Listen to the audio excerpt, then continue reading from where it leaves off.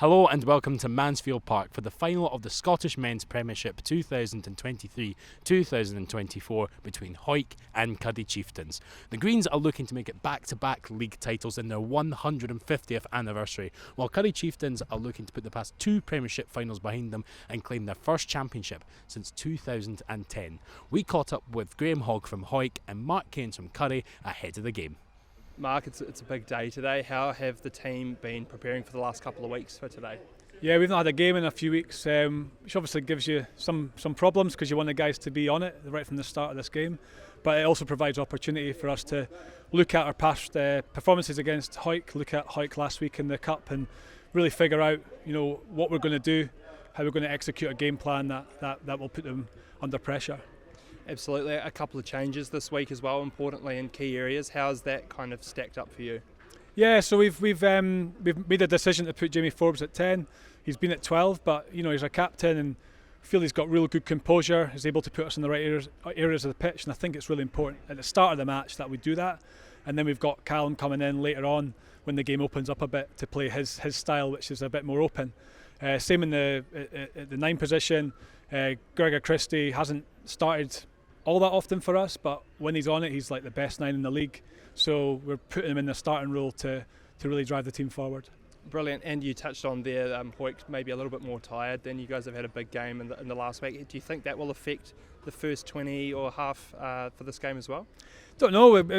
They have a very intense line speed in their defence. They rely on a lot of the same guys week in, week out. I think we've got a better overall squad.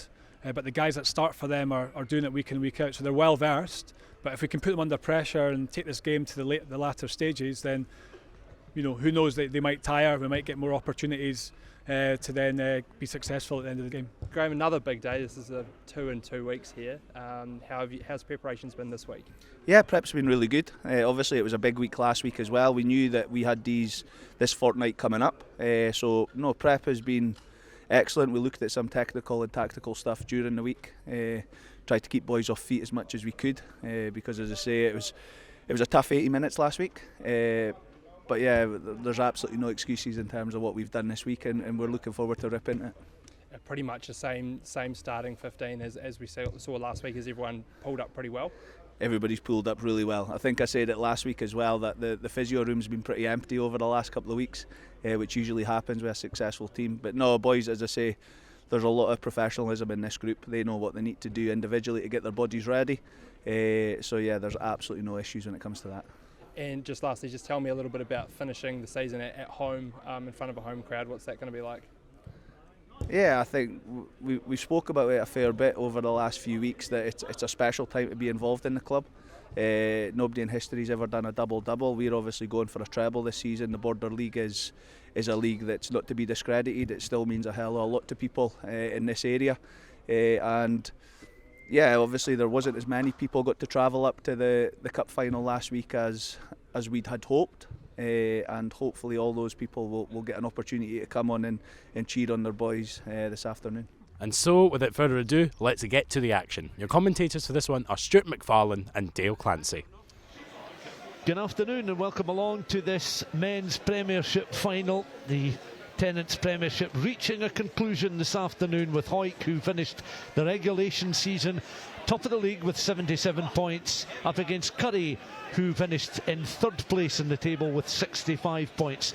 And on come the pantomime villains then, Currie, as a few boos then, but I think it's very sporting from the Hawick supporters. A warm round of applause from those that have made the journey down from Maleny Park. Currie in their familiar gold jerseys with the black trims, the black shorts and socks. And now walking out purposefully is Sean Newer, and coming through the line of youngsters and the Hawick players then taken to the park. What's going to be kind of on our eyes as we kick off.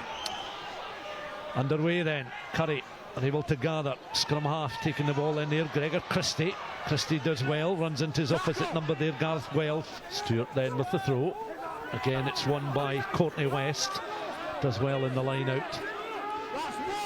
Currie will look to try and engineer this opening from them all. Almost entire midfield and those central backs going in to join in the drive.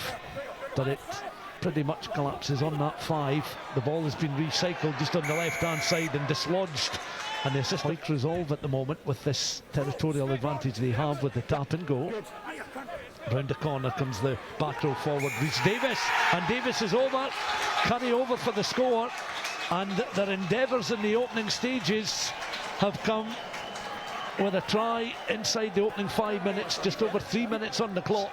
Swinging his arms by his sides, then the ball just on that 10-metre line. It's a rather flat kick, but it's a good one. But the prop forwards taken on there by Sean Muir, just on the edge of the 22. Then it's Lee Armstrong. Armstrong just tries to defend off a couple of Currie players, and DJ Ennis was involved in defensive duties. White supporters will be more encouraged by the play since the restart there. It's drawn the penalty from Currie, and it's a penalty attempt here for the Hawick fullback to get Hawick's first points of the afternoon. 7.5 minutes on the clock. Here he goes then. There's a clean strike and 3 points on the board, and the home side are off and running. Line-out ball there for Hawick, as again Connor Sutherland was the person they were aiming for, and it's found its way towards Callum Rennick. Rennick was looking for the offload just before he crossed the 22 there. Welsh was in behind. Brunton with a deft little kick. The chase is on now. An opportunity here for the outside centre, Andrew Mitchell. The referee though is bringing play back. So this is an important penalty goal for them, even this early in the game. Clean strike, more elevation on it. Another 3 points though, so Forbes adding to his conversion. Goes his feet, able to pick the ball up. Little loop pass on. Gray takes the ball on the outside centre up towards the edge of the 22. Planted back. Ocardosi eventually gathering the ball in there as if it was a bar of soap, but the referee's bringing play back for a Currie penalty. Glances down at the ball, up at the post, takes a step back. A clean strike, and it's another 3 points for the Currie fly half. Rennick then over on that far side, the Hawick right, as they're attacking in the closing stages of this first half. Just over 5 minutes left on our clock, and that's a shot stamp thrown towards the front of the line, and a clean line-out win for Hawick, who are looking for a try. Trying a conversion here would bring them back level. Look at this maul, look at this drive. Hawick, well, the referee's still looking to raise the arm. The try is good, and certainly that brings Hawick right back into the tie, and that's a real wake-up call there for Currie. Yeah, it could have been a whole cluster of players, and now up to Ford. Ford then adds the extras, so Hawick have got a converted try with 3.5 minutes of the first half left to play. Onto the ground, Christie again going in, almost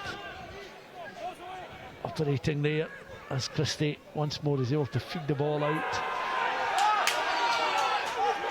Once again, Christie involved in the action, and Hawick conceding the penalty inside the 22 on the angle, and add extra 3 points. Ball on the tee beginning to swing around now. That looks good from here. The assistants raise their flags. He was not to be distracted. They're not bringing up Ford to first receiver to kick to the distance that gets to the step back. Forbes has managed to put a hole in the defence. Currie away inside the 22, looking for the offload. Still he's going. Well, that was excellent work here from Forbes.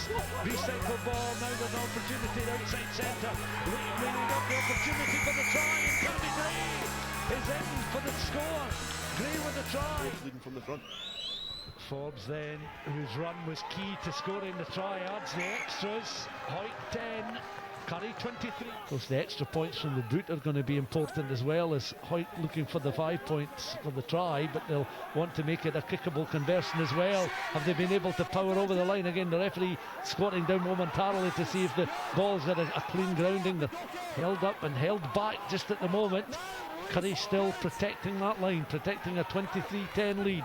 Now the ball comes out through the hands of Armstrong. Spread the ball wide, a 2-on-1 situation opening up here, and Hawick, are they in for the try? They certainly are indeed. The right winger's over. Charlie Welsh peeled away. Hawick using the forwards time and again, and then feeding the ball through the back line. Armstrong with a loop pass, and then suddenly the opportunity was on there for Hawick. Ball very upright on the tee. That's how he prefers to address it. Then he gets a clean strike. The assistants are happy with that, so a converted try on that right foot there. It's recycled again, taken on this time by Chris Anderson. Anderson in those final 5 metres, picked up by Boyer once more. Boyer over the ball, so close towards the posts, helped out towards that right hand side. Still they have it again, looking to bring the backs into play. So this is an important spell of play here for Currie as Boyer, almost a basketball style pass out towards the right hand side, but again Hawick very mobile defensively. It looks so straightforward from up here. Different story down on the park with so much at stake, but he keeps up his 100% record in the game so far. Declan Lightfoot as well with the offload out towards the left hand side. Armstrong's found a gap, Armstrong's away. White now looking to offload towards Mitchell, on then towards the open side flanker there, and he's in for the try. Callum Rennick with the score. Hoyker wanting to get on with it, they want a conversion. Currie feel that this could be history repeating itself again. Look at the try and use a lot of muscle. His forward dinks over the conversion attempt. The option to play the ball out if they have reached the 80-minute mark, but they're just going to try and pick and go just now. They'll have to keep assured hands. So our clock shows the 80 minutes. They're leading by 2 points. They'll be calling on the referee for time checks, as once again Cardosi just over the ball just now. Now Hawick will be looking to try and close them off and try and force the Currie infringement in that 22. There's some desperation here. Currie though has got the signal from the referee. They kick the ball into touch. Paddy Boyer pings it into touch, and Currie have manufactured the victory. Their 3rd Scottish Championship, their 1st since 2010.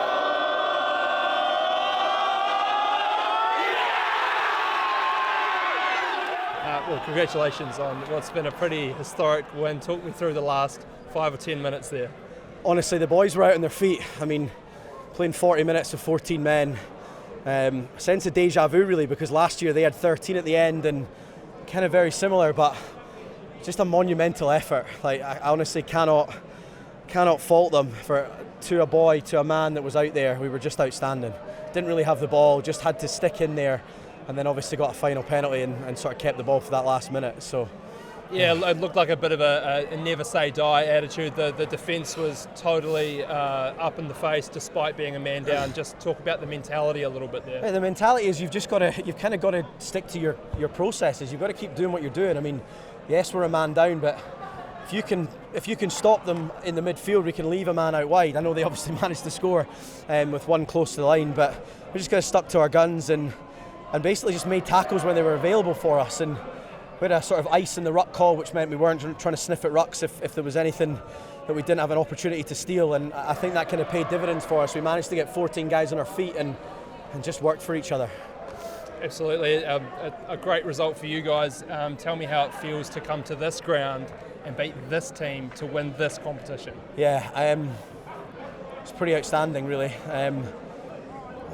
I actually have never felt anything like it, to be honest, and I think part of me feels relief and the other part of me is just like massive joy. This group have been together, obviously a couple of guys coming in and out, but this group have been together for the last 3 years, and we've lost the last 2. We lost the one at Millennium, we lost the one here last year, and everyone kept saying we were the best team last year, but we just didn't get over the line. I might be going out on a limb here, but I think we were the best team today and we got over the line. Well, congratulations, you totally deserved it, and have a great celebration of the Thank you very much. Cheers, I'll be mate. Chieftains, thank you. And so what a way to finish off the 2023-24 season here at Mansfield Park. Another epic encounter between Hawick and Currie Chieftains. Congratulations to Currie on winning the Scottish Premiership, and commiserations to Hawick. We'd like to thank you very much for watching us today and all season, and we look forward to catching you again in September.